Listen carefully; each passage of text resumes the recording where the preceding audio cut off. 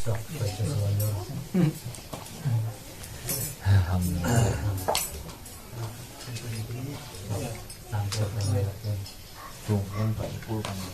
Assalamualaikum warahmatullahi wabarakatuh. Waalaikumsalam warahmatullahi wabarakatuh. Bismillahirrahmanirrahim. Alhamdulillahirabbil alamin. Alhamdulillahilladzi an'ama 'alaina wa hadana ila dinil Islam wa hadana ila tariqat qadiriyah naqsyabandiyah mahasiriyah.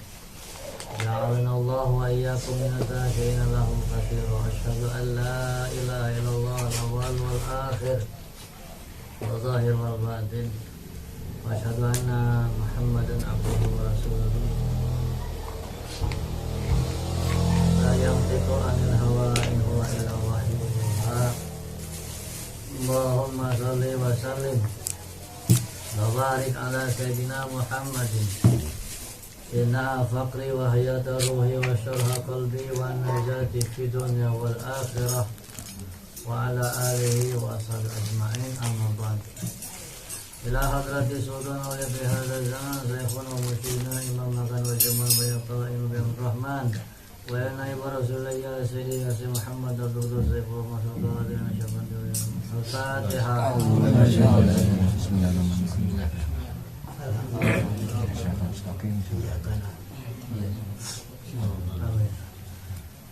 Kehadapan yang mulia, khususon bangsa Baos yang sangat saya hormati, yang mulia dan dimuliakan Allah.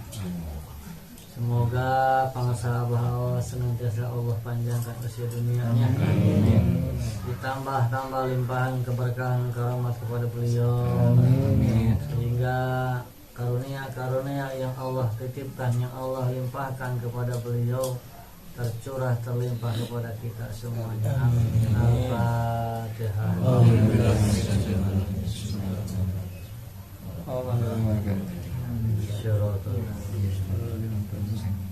Al-Mukarramin wal Muhtaramin, para alim ulama, para kesepuhan khataman dan manakiban, para pengurus madrasah Thariqah Qadiriyah Naqsyabandiyah pesantren Surya Raya, sangat saya hormati dan Allah muliakan. Wabil khusus kepada Sahibul Bait, Sahibul Bukah, Bapak Ustaz Firdaus beserta keluarga, dan tidak lupa kepada pengatur waktu acara yang mulia dan semoga semuanya amal-amal yang sudah kita laksanakan, sedang dan akan kita lakukan, semuanya ada dalam penerimaan Allah Subhanahu wa taala. Amin. Amin. Ibu bapak jamaah rahimakumullah, sujud syukur kita kepada Allah yang telah memberikan sempat kepada kita sehingga kita semuanya hari ini bisa berkumpul kembali di Madrasah Istiqomah. Istiqomah berapa sini Pak? 17. Istiqomah 17 dalam rangka melaksanakan amaliyah rutin yang merupakan paket dari amalan Thariqah Qadiriyah Naqsyabandiyah Pondok Pesantren Surya Raya, yaitu manakiban. Yang mana manakiban ini sudah saya sampaikan, manakib ini adalah merupakan unit sebagai sabda Aba Aos, merupakan unit servis bengkel ruhani di sini. Sehingga siapa saja yang dalam hal ini ada dirasakan keluhan sakit, maka mumpung ada alat yang oleh Guru Agung berikan kepada kita, harus aji mumpung. Saya dulu sebelum mengenal Thariqah Qadiriyah Naqsyabandiyah Pondok Pesantren Surya Raya, yang namanya manakiban itu 1 tahun sekali Pak. Karena dulu guru mursyid saya tidak, yang pertama guru mursyid yang awal tidak mementingkan, seolah-olah tidak mementingkan apa yang disebut amaliyah manakiban. Bahkan masalah amalia khataman pun tidak diberikan kepada semua murid, tapi hanya kepada orang-orang tertentu saja. Maka sebab itu kita sekarang berada di bawah Mursyid Abah Aos yang hari ini beliau sudah banyak memberikan pencerahan dan kemudahan dalam amalia, sehingga menurut hemat saya adalah perkara yang sangat harus kita syukuri. Karena saya merasakan pernah jadi mursyid yang awal, artinya tidak mudah untuk mendapatkan amalan khataman, tidak mudah. Ketika ingin khataman tidak bisa sembarangan, harus di belakang, duduk di belakang syekh mursyid atau di belakang orang-orang yang dipercaya untuk memimpin. Tetapi ketika saya datang diantarkan oleh guru saya yang awal ke Suryalaya, subhanallah Pak, semuanya langsung diberikan khatamannya, manakibannya tiap bulan, bahkan sekarang bukan tiap bulan lagi, tiap hari. Yang tadinya amaliyah merupakan amaliyah bulanan, sekarang sudah menjadi amaliyah harian. Artinya amalannya tetap amaliyah syahriyah, amaliyah bulan, tapi karena saking banyaknya tempat-tempat manakiban yang pada akhirnya menjadi amaliyah harian, tetap tidak berubah amalan bulanan. Karena memang perputaran waktunya jatuhnya sebulan sekali, di sini sebulan, di Bapak Ustadz sebulan, di Bapak Ustadz sebulan, di Ustadz Abu sebulan, tetapi karena setiap hari jatuhnya akhirnya ya setiap hari kita menakiban. Amaliyah harian. Mulai jadi harian. Bahkan bisa sehari bisa ada 2 kali Pak kita. Nah, maka ini hal yang patut kita syukuri, aji mumpung gitu. Karena aji mumpung bukan perkara baru gitu.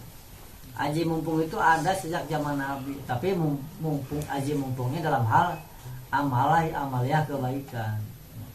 Mumpung sehat sebelum sakit, itu aji mumpung namanya. Ya. Mumpung sempat sebelum sempit. Itulah aja mumpung kita. Alhamdulillah. Alhamdulillah seperti Pak Iman selepas mengajar mahasiswa lari-lari ke sini. Kenapa? Karena beliau merasa sangat memerlukan dengan amalnya manakib ini. Dan perlu kita catat bahwa di dalam manakib memang ada satu asror, ada satu rahasia yang dalam hal ini sulit untuk diungkapkan oleh kata-kata, karena memang sangat erat kaitannya dengan karomat. Nah, oleh sebab itu maka dengan manakiban yang rutin sudah kita laksanakan, mudah-mudahan seiring dengan putaran waktu ini kita dijadikan Allah menjadi orang-orang yang memiliki al-fi'lul al-karim. Apa al-fi'lul al-karim? Adalah yang memiliki perbuatan-perbuatan yang mulia. Allah berikan kemudahan kita berbuat amal. Kalau tahapan dalam proses untuk menuju insan kamil, inilah yang disebut tahapan yang keempat, yaitu sholah dulu. Setelah Islam, kemudian iman, ihsan, dan sholah. Mudah-mudahan kita mencapai sholah ini adalah orang-orang yang mampu menegakkan hak-hak Allah dan hak-hak sesama makhluk. Sholah. Kemudian setelah istiqomah dalam sholah, meningkat lagi kepada siddiq, benar dalam segala-galanya, ucapannya benar, perbuatannya benar. Nanti berdampak kepada sholatnya benar, puasanya benar, itu siddiq. Maka guru kita Hadrat Syekh Bangsa Abah adalah orang yang termasuk di dalamnya adalah bukan hanya siddiq, beliau adalah insan kamil. Beliau itu Pak sudah sampai ke tahapan puncak. Makanya terakhirnya tahapan murid adalah menjadi mursyid. Gitu. Ya. Jadi ketika ditanya siapa pelanjut Abah selanjutnya, ya muridnya. Pasti itu muridnya yang sudah berhasil mencapai tahapan insan kamil. 8 tahap. Yang tahap ke-8 yang sudah saya sampaikan tadi malam. Nah, setelah sholat menjadi siddiq. Sudah berapa tahapan berapa? 5. Siddiq tahapan ke-5. Kemudian tahapan ke-6-nya Sakur. syahadah. Harus apa? Syahadah. Saksian. Orang yang mampu sudah menyaksikan di dalam kalbunya kepada bukan hanya kepada Allah, tetapi kepada khalifahnya, kepada gurunya sudah mampu menyaksikan. Karena yang paling sulit itu makrifat kepada guru. Yang paling sulit itu. Yang paling sulit adalah makrifat kepada guru. Kalau makrifat kepada Allah, saya rasa walaupun prakteknya sulit juga, tetapi tidak terlalu sulit. Disebut makrifat kepada Allah, kita mengenal adanya ciptaan-ciptaan. Berarti kita sudah makrifat, namanya makrifat af'al terhadap Allah. Kita mengenal terhadap nama-namanya, berarti kita makrifat asma wa sifat gitu. Dan kita sudah diberikan alat untuk mampu kepada Allah mengenal secara zat, yaitu makrifat zat. La ilaha illallah. La ilaha illallah itu Bapak, la ilaha illallah ketika sudah masuk ke dalam ruh kita, berarti kita sudah diberikan bekal makrifat zat. Ketika ditanya Allah memiliki sifat Ar-Rahman Ar-Rahim, kita tahu Allah memiliki sifat itu. Tahu. Berarti kita biarin kucing sok sini. Mau ikut manakib. Biarin sini. Duduk sini. Ya. Jadi makrifat asma wa sifat tidak terlalu sulit. Dan alhamdulillah kita sudah diberikan alat untuk mengenal zat Allah di marifatnya. La ilaha illallah. La ilaha illallah itu marifat zat. Sehingga dari tahapan syahadah meningkat menjadi tahapan selanjutnya adalah kurbah. Masuk ke dalam kurbah. Kurbah di sini adalah makom yang sangat dekat dengan para arwahul muqaddasah dan Allah Subhanahu wa taala berbisa kurbah, makom kurbah. Karena surga tertinggi pun adalah jannatun kurbah. Ini yang tidak jarang tersentuh oleh para mubalik adalah tentang jannatun kurbah. Pokoknya Firdaus yang paling. Orang taunya jannatun firdaus, kalangan orang-orang syariat taunya hanya sebatas sana. Ya. Ada satu lagi surga yang di dalamnya tidak ada perempuan, tidak ada makanan. Ya. Kalau Anda masih senang terhadap makanan, minuman dan perempuan-perempuan, ada di Jannatun Firdaus. Kalau sudah masuk ke dalam Jannatun Kurbah, sudah tidak ada makanan, sudah tidak ada perempuan. Karena itulah liqa Allah, bertemu dengan zat Allah. Mak'adi sidkin inda maliki muqtadir. Kembali ke asal ruh tidak berkelamin. Tak. Bertemu langsung dengan zat Allah, disitulah ada di Jannatun Kurbah. Kita semuanya sudah ada, Pak. Ya. Karena 4 tahapan ini, kalau boleh saya rinci, dari Jannatun Ma'wa, surga terbawa, Jannatun Na'im, Jannatun Firdaus, dan Jannatun Kurbah. Ini saya pembahasan versi Syekh Abdul Qadir ya, bukan versi kitab Qatrul Goes. Kalau di Qatrul Goes pembahasan surga ada 8 ya, tapi saya tidak membahas tentang hal itu karena Syekh Abdul Qadir merinci surga ini menjadi 4 tahapan ya. Jannatun Ma'wa, Jannatun Na'im, Jannatun Firdaus, Jannatun Kurbah. Sudah kita kalau memiliki amalan jasad ya di Jannatun Na'im, memiliki amalan kolbu masuk ke dalam janatun ma'wa. Amalan fuad masuk ke dalam janatun firdaus. Masuk ke dalam sir, masuk ke dalam janatun qurba. Karena wafi sirri ana, di dalam sir ada aku. Wah, Masya Allah Pak, ingin mencapai tahapan sir saja ngebongkarnya 8 lapis itu. Mana itu jawab Ibni Adam Qasron, wafi qasri sodron, wafi sodri kolban, wafi kolbi fuadan, wafi fuadi sagofan, wafi sagofi luban, wafi lubi terus sirron, wafi sirri ana.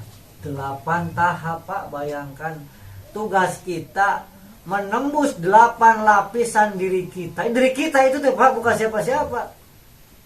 Bana itu jawab Ibni Adam Qasron, Allah membangun suatu bangunan yang disebut Qasron, bangunan. Ini bangunan dari mulai ujung rambut sampai ujung kaki, itu bangunan. Allah cipta satu bangunan. Wapi Qasri Sodron, di dalam bangunan ada dada. Ini ada. Wapi Sodri Kolban, di dalam dada ada kolbu. Di dalamnya lagi lapis keberapa? Lapis ketiga. Di dalam kolbu ada fuad. Wafi fuadi luban, di dalam mata hati ada lub. Wafi lubis sagop dulu mungkin. Wafi fuadi sagofan, wafi sagopi luban. Lub itu Bapak, kalau berdasarkan keterangan yang saya dapatkan di para sahabat, lub itu adalah ruh yang sudah mendapatkan cahaya sehingga mampu syahadah. Itu ternyata itu lub. Maka suka ada, kemarin ada di Soreang orang yang mengalami keleleban, kata Sunda nama, tenggelam ketika melihat Abah langsung pingsan. Itu keleleban sudah masuk di dalam lub. Lubnya sudah tersinari dengan cahaya kamursidan, sehingga orang yang menjadi keleleban, hilang ingatan karena menjadi zadbah, tarikan Allah. Kalau sudah seperti itu Pak, zadbatun nazarati sakurin, dikatakan tarikan batin yang berhasil tarikan Allah adalah ibadah sama dengan ibadah jin dan manusia sekolong langit bersamaan. Ketika kita mengalami zadbah, tarikan seperti itu keutamanya sama dengan ibadah jin dan manusia. Maka untuk mencapai zadbah, mohon maaf, sudah saya sampaikan kemarin di masjid Kubah Emas. Seseorang yang ingin mencapai tahapan zadbah tidak bisa dengan hanya membaca kitab, tidak bisa. Karena untuk mencapai tahapan zadbah harus dibutuhkan ilmu azwaq dengan cara talqin. Talqin itu adalah proses memindahkan asror dari guru kepada muridnya dengan jalan memasukkan la ilaha illallah ke dalam ruh si murid. Tadi yang ada yang SMS saya dari Balai Enang, nggak tahu siapa, orang baru mungkin. Ke saya bertanya, tapi jawaban sendiri. Talqin itu untuk orang yang mati ya. Terima kasih, segitu jawabannya. Ini ada ini. Kalau boleh bisa di ini. Tapi saya tidak tahu ini ngakunya Iwan dari Balai Enang. Nanya sendiri dijawab sendiri. Salah lagi. Salah lagi jawabannya. Nih, saya bentar ya. Hari ini sangat banyak sekali saya dengar pada SMS ini. Lengkap 8.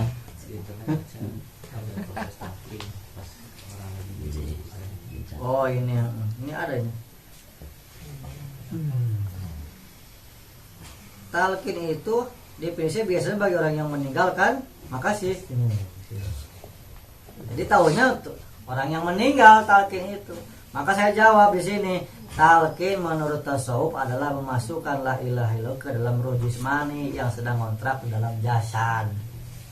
Itu talqin itu sebenarnya memindahkan asrar guru kepada murid. Kan tiga dasar yang menjadi ketetapan para ulama sufi yang dalam hal ini ketika ingin mengajarkan tasawuf dengan benar kepada para murid. Yang pertama adalah baiat, yang kedua adalah talqin, yang ketiga adalah memakai pakaian hirqah. Baiat di sini adalah berjanji, si murid berjanji ingin mengikuti jejak langkah gurunya. Saya berjanji ingin ikut guru, ingin ikut abah dalam segala hal. Walaupun tahapan bertahap, beda-beda bertahap. Dan sebenarnya, mohon maaf, saya perjelas, yang namanya itba, tahu itba? Mengikuti. Yang namanya mengikuti itu bukan hanya amalan yang dikerjakan oleh abah awas saja, bukan.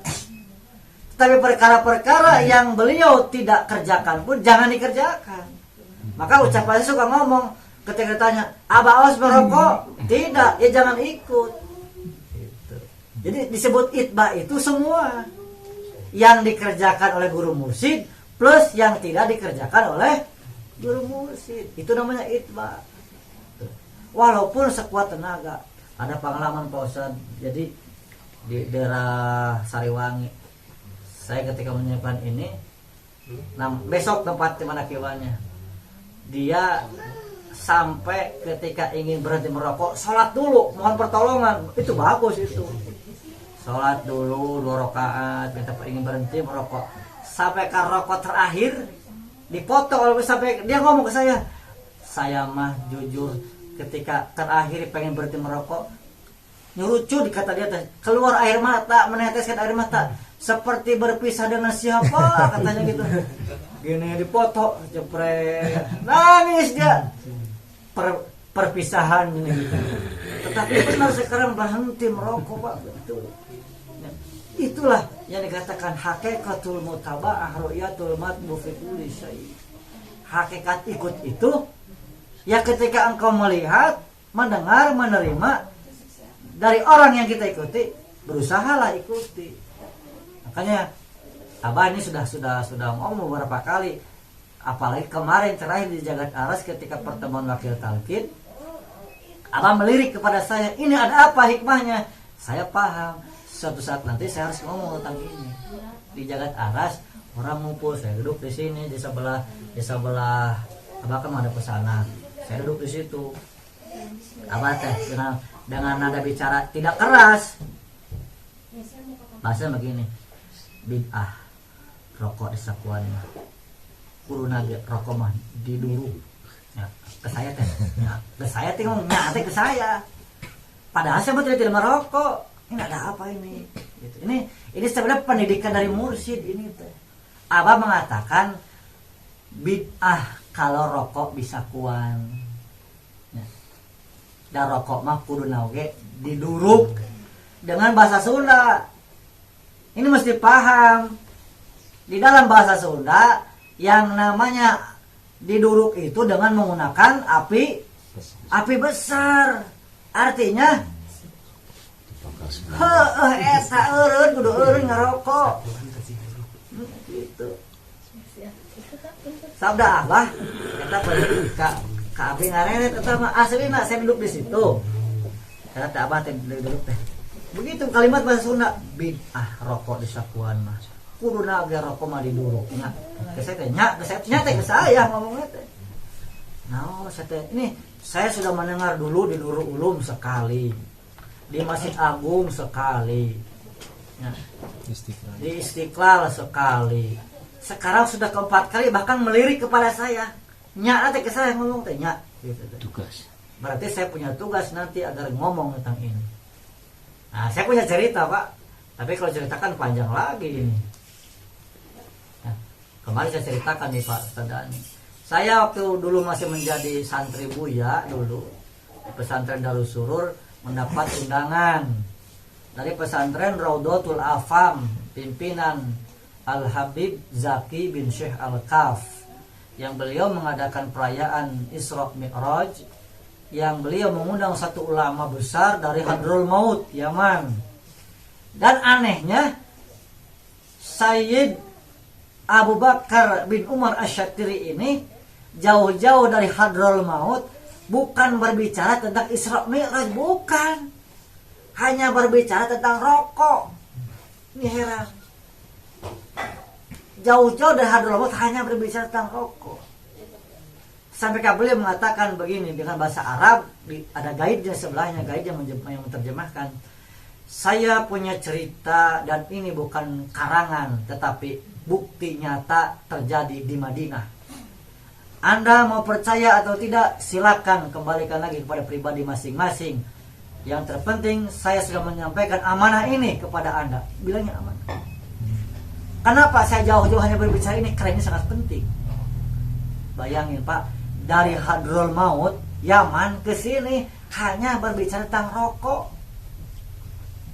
Beliau mengatakan terjadi waktu itu, katanya ada cucu Rasulullah, ya sesama habaib, sesama sayyid gitu. Namanya cucu Rasulullah, berarti masih dzurriyyah Rasul.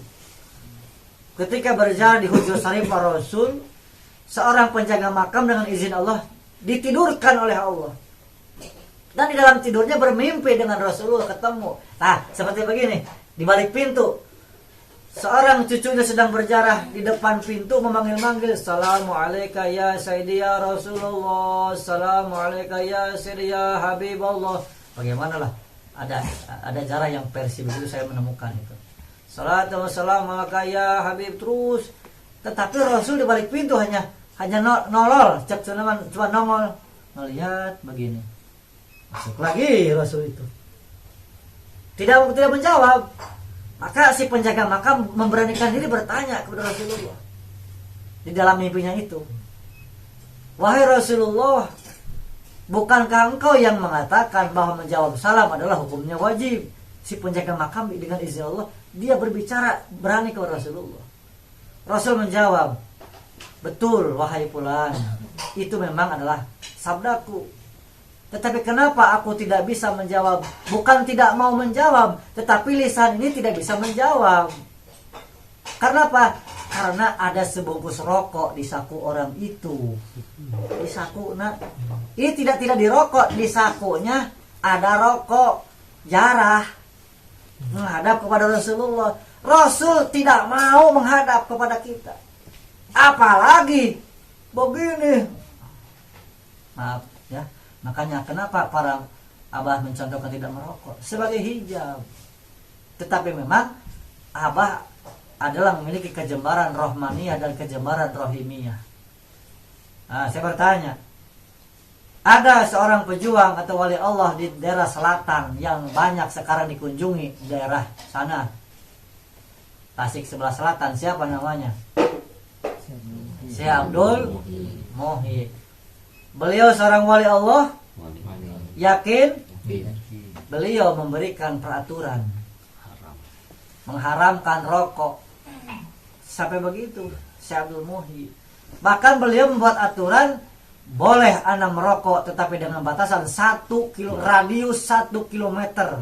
Di luar itu Anda boleh merokok. Pertanyaannya, orang yang masuk ke situ mentaati aturan itu? Semua orang mentaati, Pak. Padahal bukan guru kita. Hanya sebatas takdim kepada wali. Kenapa kita tidak jeli kepada guru kita yang mengatakan hal itu? Oh, kan Abah tidak melarang. Abah bukan tidak melarang, kita saja yang tidak paham. Abah menyampaikan kalimat khobar, tetapi maknanya adalah perintah. Khobar pernyataan, beliau mengatakan rokok mah jangan disakuan, bid'ah. Rokok disakuan mah kuduna oge, rokok mah diduruk, jangan bahasa Sunda. Ini artinya bermakna perintah agar kita jangan merokok sebenarnya. Karena menjadi hijab, menjadi penghalang hidayah. Dan saya punya cerita, Pak. Terjadi di Hagar mana? Oh, maaf saya sebut ya, Hagar mana terjadi. Ketika saudara-saudara keislaman kita yang tahulah, saudara juga sudah tahu jamaah yang suka berpindah-pindah ke masjid satu masjid lain gitulah. Ya, dalam rangka jangan disalahkan. Mereka dalam rangka menjemput hidayah juga sebenarnya. Ya, ada yang suka kemana-mana bawa kompor gini kan berpindah-pindah. Kompor. Nah, beliau mengatakan begini, tetapi tidak di depan saya, di depan sahib saya yang laporan, mengatakan, masa katanya mengaku orang tasawuf, orang tarekat, kok rokoknya berbungkus-bungkus gitu. Begitu. Masa orang mengaku tarekat, mengaku tasawuf masih merokok, bahkan rokoknya kelihatan berbungkus-bungkus. Bagaimana saya percaya katanya kepada orang yang ini jamaah terjemah. Sahib saya ngomong begitu. Saya sampaikan kepada sahib saya sampaikan, Kang, kalau Anda ingin berobat jangan lihat yang gagal. Makanya saya terus terang sampaikan, kalau Anda ingin berobat jangan melihat kepada yang gagal. Anda tidak termotivasi kalau melihat yang gagal. Jadi saya bisa menyimpulkan ternyata rokok ini bisa menjadi adalah hijab untuk hidayah kepada seseorang. Karena dianggapnya ketika seseorang ini usianya sudah tua, taruhlah karena melihat umur, mengaku bertarekat tapi merokok, akhirnya dianggap semuanya seperti itu. Ini yang merupakan jadi sumber penghalang itu. Ya, jadi saya harapkan yang sudah mendengar keterangan ini, kalau Anda mengatakan fatwa, silahkan fatwa Timang Lukman eureun ngarokok gitu ya. Nah, berhenti dari merokok Anda, agar hidayah betul bisa mudah kita raih. Ini diliput ini loh Pak, ini diliput ini. Ya. Jadi saya berfatwa hari ini karena saya sudah mendapatkan perintah dari Abah Aos. Abah menyatakan kalimat perintah tapi bermakna, menyatakan kalimat khobar tetapi bermakna perintah. Kenapa kepada saya meliriknya? Karena Pangarsa Guru Agung Abbas tahu saya punya cerita tentang ini, yang sumbernya saya dapatkan dari As-Sayyid Al-Habib Umar bin Abu Bakar Asy-Syatiri dari Hadrul Maut, ulama besar Pak, tapi di bidang fikih. Yang ayahnya ini guru dari Al-Imam Al-Habar, pesantren Darul Hadis, ayahnya dari Sayyid Abdullah bil Faqih. Jadi Sayyid Abdullah bil Faqih punya ayah Al-Imam Al-Habar namanya, bin Abdul Qadir bil Ahmadi bil Faqih. Guru dari Al-Imam Habar ini ayah dari itu, ayah dari Al-Habib Al-Sayyid Habib Umar Asy-Syatiri dari Hadrul Maut. Beliau datang dari Hadrul Maut waktu itu tahun, saya lupa tahunnya karena saya masih bujangan waktu itu. Datang ke pesantren Raudatul Afam, datang ke Mursyid Al-Alawiyah Al-Habib Zaki bin Syekh Al-Kaf. Saya diundang ke situ. Saya duduk pun susah karena saking penuhnya. Jauh-jauh hanya membaca cerita tentang rokok. Ada apa dengan rokok ternyata ini? Ya, kita tidak sadar bahwa rokok bisa menjadi penghalang. Ya. Baik. Sampai mana tadi teh? Janatun kurba. Janatun kurba, ada janah surga tertinggi. Tetapi kita tidak menjadi tujuan. Itu mah hanya disebutnya ghanimah. Tahu ghanimah? Harta rampasan. Bonus itu mah, bukan tujuan.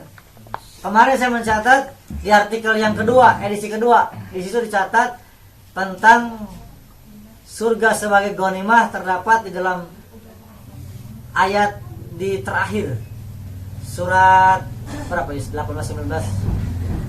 Laqad radiyallahu itu. Surat Al-Fat itu tidak salah, saya lupa lagi. Di artikel yang kedua, di situ ada penjelasannya tentang harta surga hanyalah ghanimah, hanya harta rampasan, bukan tujuan. Karena tujuan orang-orang ahli tarekat adalah Allah Subhanahu, itu tujuannya. Jadi yang memiliki surga menjadi tujuan kita, bukan surga tujuan kita. Makanya diberikan doa ilahi anta maksudi wa ridhaka matini mahabbatan. Itulah tujuan kita, hanyalah Allah. Walaupun prosesnya berproses Pak, tidak bisa jadi langsung. Jadi la ilaha illallah ini ada target jangka pendek, target jangka menengah, target jangka panjang. Target jangka pendek adalah la ilaha illallah, la ma'buda illallah. Jangka pendek itu supaya kita mampu mengabdi kepada Allah. Asalnya sebelum kita mengenal tarekat bukan pengabdian sebenarnya, mohon maaf.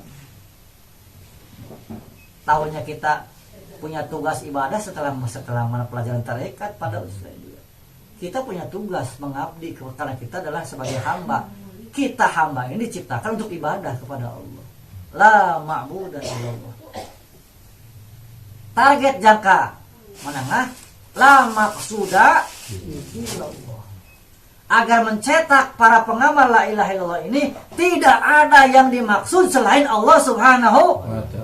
Tidak surga apalagi neraka, tidak. Yang dimaksud adalah Allah subhanahu. La maqsuda illallah. Target jangka menengah.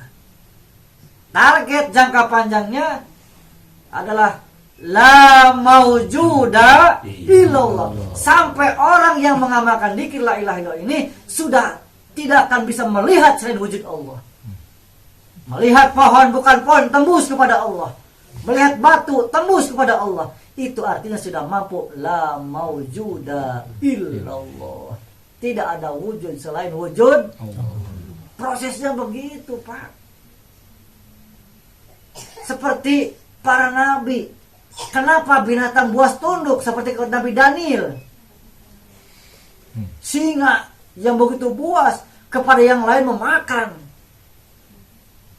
Tetapi kepada Nabi Daniel justru sujud, duduk. Kenapa? Karena Nabi Daniel sudah mampu menembus Allah melalui singa. Artinya tidak ada wujud singa kecuali wujud Allah.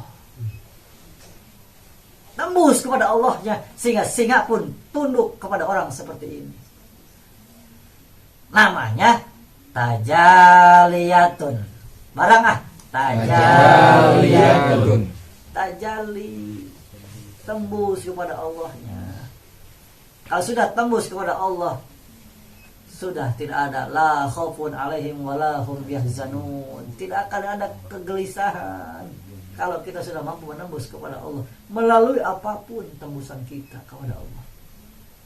Nabi Muhammad sallallahu alaihi wasallam ketika perang Khandaq yang distrategii oleh Salman Al-Faris, para sahabat pada waktu itu menurut kendala tidak mampu membongkar batu ketika membuat Khandaq, membuat parit. Laporan kepada Rasulullah. Mereka menurut kesulitan karena para sahabat pada waktu itu belum mampu menembus kepada Allah melalui batu. Tetapi ketika dihadapi Nabi Muhammad, batu diajak bicara.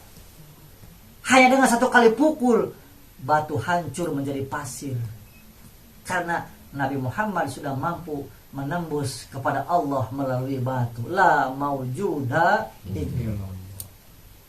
Ini pelajaran, sebenarnya pelajaran yang sangat luar biasa, Pak, kalau kita mau. Jadi kita sedang menuju ke sana, Pak. Kita sedang menuju ke sana.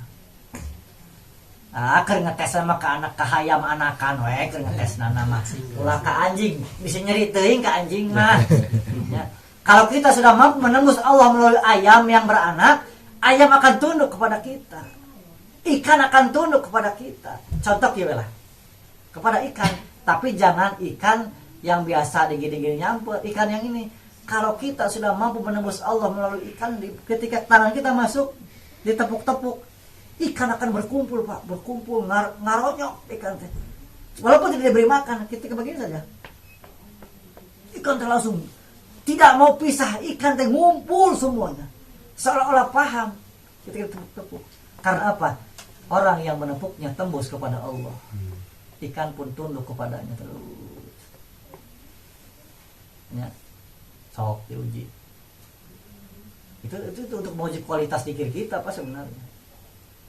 Kahayam atau kali cobaan lamun dibintih keneh. Oh, can bener urang teh dikirna geuningan. Can mampu tembus. Maka benar, kita takut macan, takut ular, para wali mah panggiling ngisik cek sunana mah. Jeung orai jeung macan teh tidak berani mengganggu macan ular. Karena apa?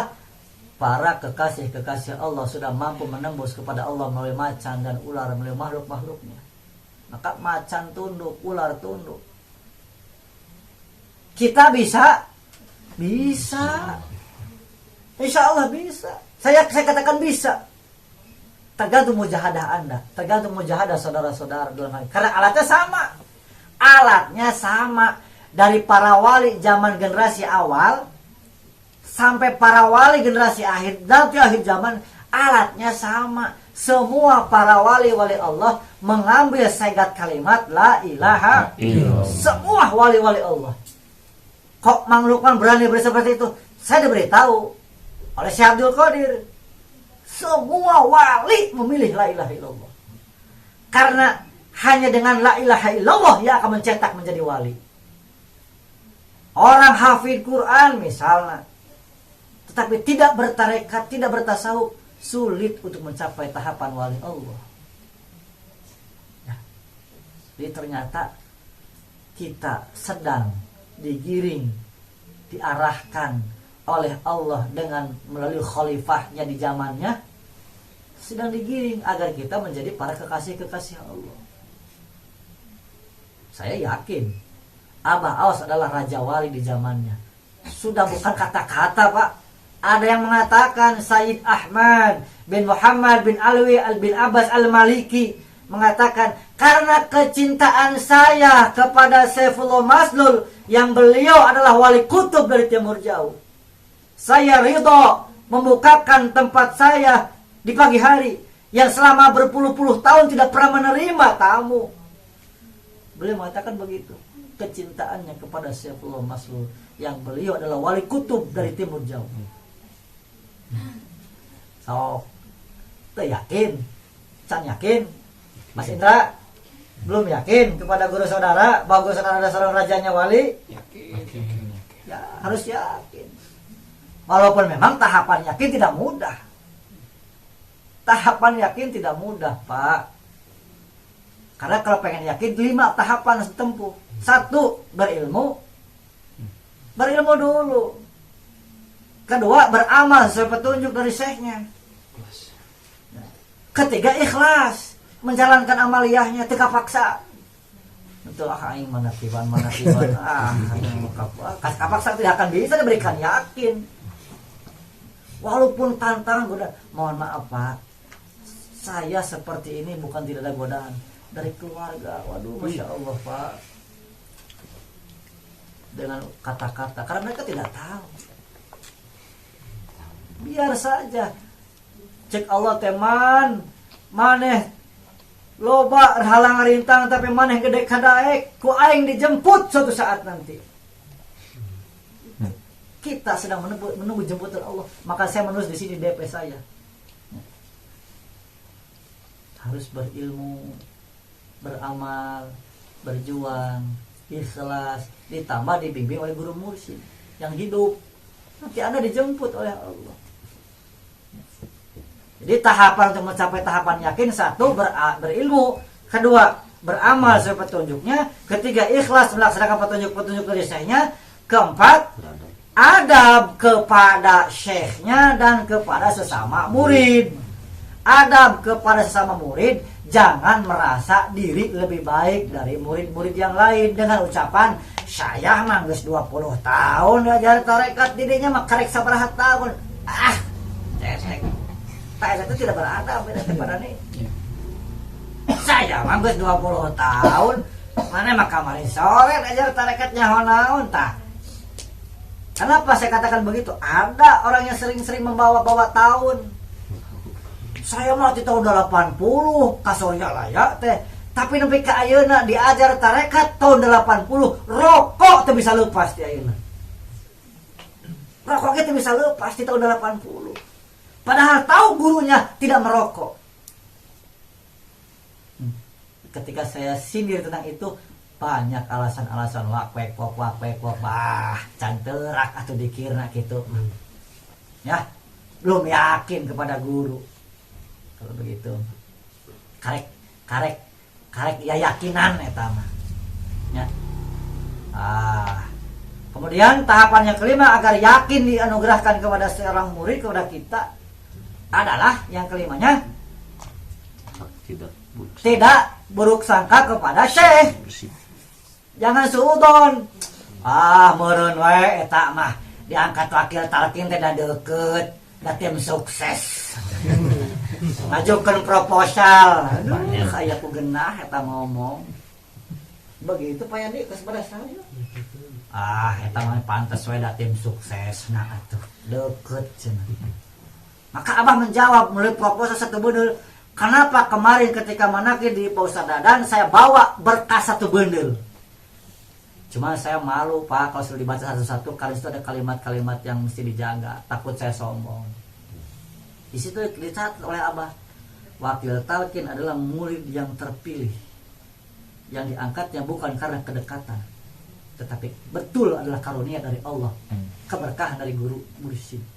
Dicatat di situ. Mau saya bawa, bisa yang baca sorangan. Saya bakunya berkas satu berkas, sengaja saya bawa pada waktu itu. Bisa mengajarkan surat tugas, punya saya surat tugas. Menjaga keselarasan, keseragaman amalnya, punya tugas seperti itu saya. Mungkin kenapa saya seperti melihat agak sedikit rewel, boleh katakan mungkin kalau ada sedikit, cobalah ikuti baca lagi. Saya sengaja baca lagi buku panduannya. Artinya supaya terjadi keseragaman. Anda kemarin melihat Kiai Adnan dari Banten bertawasul? Tuh, itulah yang begitu. Benar itu. Sesuai aturan. Tidak menambah-nambah, tidak mengurangi. Beres. Allahumma sholli sholatan kamilatan sholli salaman ta'ala sayyidina Muhammad. Beres. Kalau mau ditambah tafaul kepada guru bi karomati wa syafaati Syekh Muhammad Al-Fatihah, itu tafaul. Jangan kemana-mana. Bi rahmatika ya arhamar rahimin, bi karomati bi syafaati bi umul Quran. Kemana-mana itu.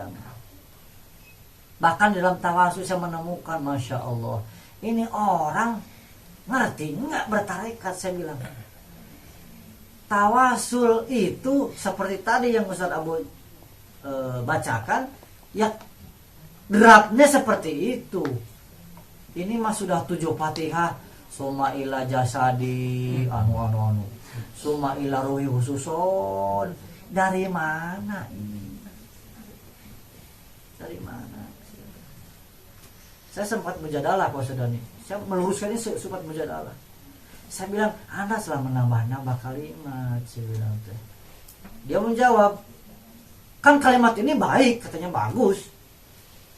Guru juga tidak melarang. Katanya Abah tidak melarang. Guru mursyid tidak akan melarang. Bukanlah seorang mursyid kalau masih melarang-larang. Tapi kita mesti jeli. Kita harus jeli sebagai murid. Anda tahu kalau hakikatul mutaba'ah. Saya bilang, saya terus desak. Motivasi Anda apa? Berani menambah satu kalimat.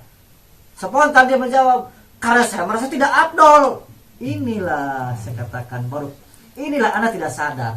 Anda mengatakan itu tidak afdol, kalau tidak demikian berarti Anda merasa lebih pintar dari guru saudara. Menganggap guru saudara ada kekurangan, saya bilang. Bahaya ini. Saya walaupun jelek dia seperti ini punya ilmu alibi, ngorek. Kalau di polisi penyidik. Penyidik lama-lama ketahuan. Nah, penyidik kan seperti itu. Pertanyaan, terus akhirnya masuk ke dalam tersangka. Ini yang mau saya cari. Secara spontan dia menjawab dengan sendirinya keluar. Saya merasa tidak afdol kalau tidak mengucapkan itu. Ini saya bilangnya penyebab. Berarti Anda merasa lebih pintar dari guru Anda. Ini yang menyebab Anda tetap tidak ada kemajuan. Begitu. Tarekat ini tidak bisa sembarang Pak, karena etika tarekat itu. Wah, harus toleransi. Kan bahasa gitu, toleransi. Toleransi dalam hal-hal tertentu. Kalau sudah masuk ke dalam amaliyah, draft amaliyah yang merupakan mutlak sudah ditetap oleh guru, tidak ada toleransi sebenarnya. Ya, kalau masalah mengikuti amaliyah masih ada toleransi. Karena saya dengan Pak Ustadz Yadi tidak akan sama kapasitasnya. Toleransi tidak boleh. Bayar tidak akan bisa. saya harus mengikuti seperti Riyadhah Pak Yadi, saya tidak bisa. Dan Pak Yadi pun kalau harus mengikuti cara saya untuk berkhidmat tidak akan bisa. Masing-masing murid punya kapasitas masing-masing. Kalau dalam segi mengikuti sunnah guru itu ada toleransi. Kalau dalam hal mengikuti aturan-aturan di dalam bertarekat mutlak gitu. Tidak ada toleransi. Amaliyah tidak boleh dirubah-rubah. Tidak boleh. Nah. Jadi terus berapa tah? 5. Kalau sudah 5 kita kerjakan, artinya keyakinan pasti akan dilimpahkan oleh guru agung kita. Pasti. Nanti dari khobar menjadi ilmu, dari ilmu menjadi ainal yakin, dari ainal yakin sampai mampu menjadi hakul yakin. Karena tentang keyakinan bukan perkara ecek-ecek atau perkara yang cuma-cuma, tetapi betul harus bermujahadah untuk mencapai menggenggam yakin ini. Yakin di sini Pak, adanya tengah-tengah dada. Maka diolah dengan la. Ketika la-nya sudah benar, nanti muncul di sini yakin. Yakin latifah akhfa, dan perlu diketahui latifah akhfa ini adalah latifah yang paling dalam diri manusia. Kalau 7 latifah terluar adalah latifatun nafsi. Latifah terluar, latifah yang paling dalam, yang paling bawah adalah latifatul akhfa, di sini tengah-tengah dada. Yang di dalam situ ada yakin. Makanya yakin tidak cuma-cuma. Karena lapisan terdalam perlu digali dengan amaliyah tadi. Dengan ilmu, dengan khidmat. Ya, nanti dikasih yakin oleh Allah melalui guru agungnya, dilimpahkan. Diberi yakin. Ketika sudah ahakul yakin, maka dia secara otomatis amaliyahnya, dikirnya akan mengalami suatu dikir nikmat. Ketika nikmat dikirnya menjadi naik, diangkat, masuk ke dalam wilayah majelis unsi dan dimasukkan ke wilayah fardaniyah. Wilayah fardaniyah itu disebut qurbah. Paham? Nah, jadi dikirnya sing enak. Nanti dikir enak di sini bukan hanya suaranya harus enak didengar oleh telinga kita, didengar oleh yang lain. Setelah dikir pun suaranya enak. Enaknya bagaimana? Kata-kata yang kotornya sudah hilang, enak didengar. Perbuatannya enak dilihat. Maka inilah tugas kita adalah bagaimana caranya mengolah diri dengan alat yang sudah diberikan oleh guru mursyid kita, sehingga kita mampu menjadi tahapan orang-orang yang insan kamil, insya Allah. Nah, jadi cita-cita harus tinggi, cita-citanya. Cita-cita harus tinggi. Sabda Abah kan begitu, cita-cita kudu tinggi. Ya, atau sugan wae cita-cita yang jadi insan kamil, atau masuk nama ka mana wae, sugan ka kurba, sugan ka syahadah, golongan syahadah. Tuh we dibere nama. Nah, berjuang terus, berjuang. Khidmat melalui apapun. Mudah-mudahan kita semua digolongkan orang-orang yang ahli berkhidmat, ahli berjuang, mengikuti jejak langkah guru walaupun step by step, bertahap, sedikit demi sedikit. Mudah-mudahan diberikan kemudahan segalanya, semuanya, dihasilkan segala maksud dunia dan akhirat, khusus maksud dari Sohibul Bait Bapak Firdaus sekeluarga. Semoga Allah kabulkan dengan barokah karamah Hadratus Syekh Bangsa Abah Awas bi karamati wa syam ajmain. Al-Fatihah.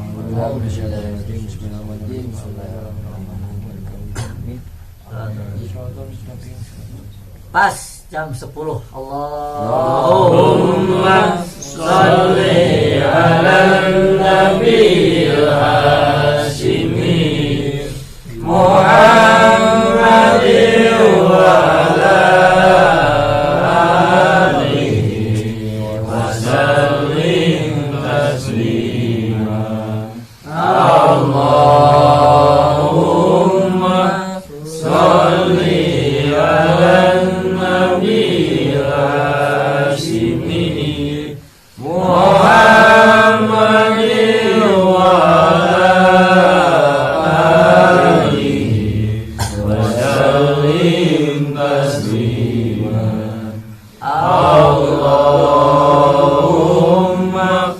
Salli ala nabi al-Hashimi Muhammadin wa alihi wa sallim taslima. Al-Fatihah.